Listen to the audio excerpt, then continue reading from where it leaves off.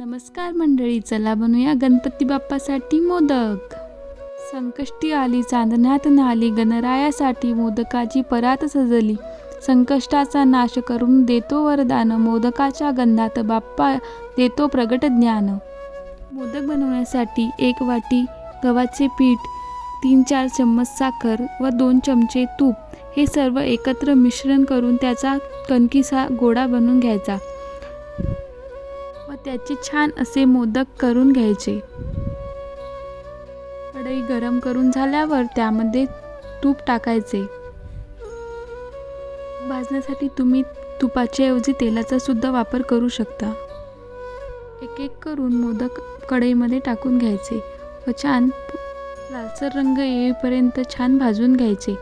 हे मोदक खाण्यासाठी एकदम खुसखुशीत असे लागतात.